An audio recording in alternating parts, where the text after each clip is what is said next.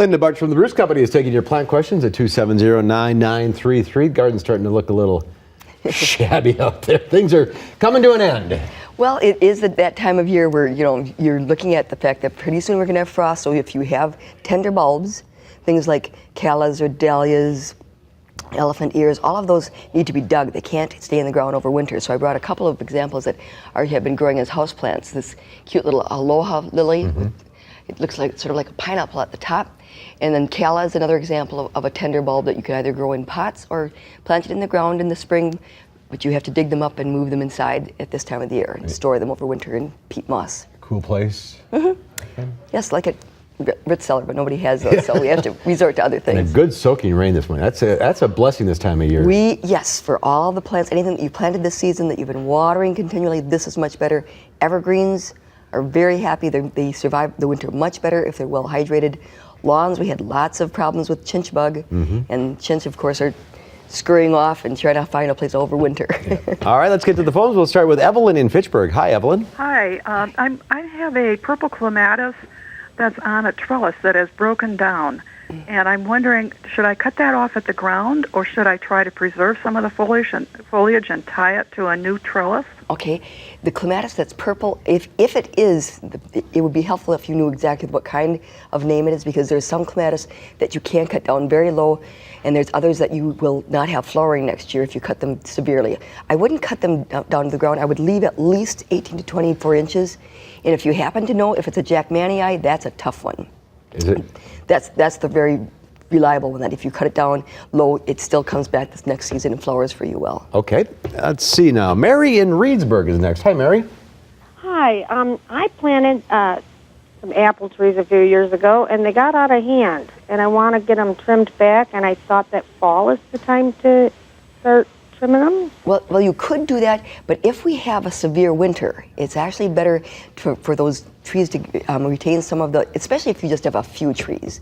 Early spring, after the danger of the worst frost, usually February. End of February is a good time to be pruning apple trees. If you, like I said, if you have a few of them, you can wait till a little bit later, but certainly do it before it starts to leaf out in the spring.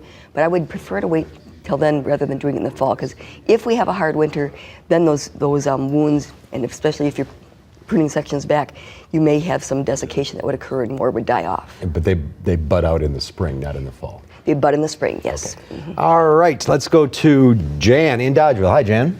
Hi. Hi.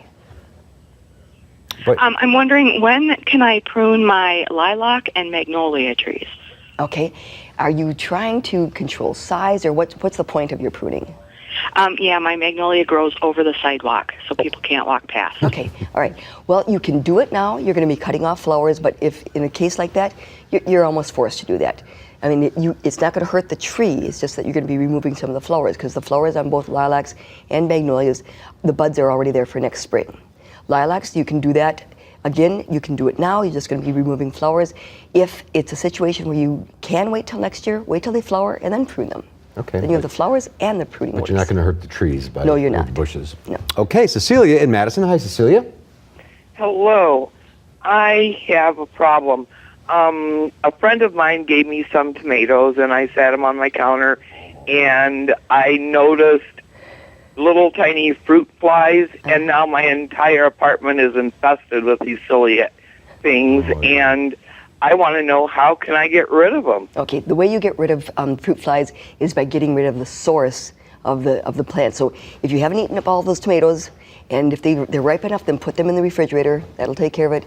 But make sure that you check. I once was having a fruit fly situation, and I had forgotten where I'd put some potatoes. So if there's other things that you've forgotten, bananas, anything like that, They'll go away. They'll go away when you get rid of the source of the fruits or vegetable. And they came from the tomatoes? Possibly, if you had not had any before, and there was a little section of that tomato that there was a crack and there was sap, yes, you can get fruit flies very quickly. Thank the friend for that. I read too that you can freeze tomatoes whole. Yes, you can. Put them in a bag, and then you can unthaw them. You have the fresh tomato. Well, it's going to be soft. You'll use it in a sauce. Oh, okay. And you generally blanch them just so there isn't anything, that you get rid of anything on the exterior of it. Because there's a lot of them coming in now. Yes, so quick and easy way to do it. All right, thanks, Linda. If you're on the line, stay there. Linda will take your calls off the air. We'll see you next week. Okay. And we'll see you right after the break with a final check of the forecast.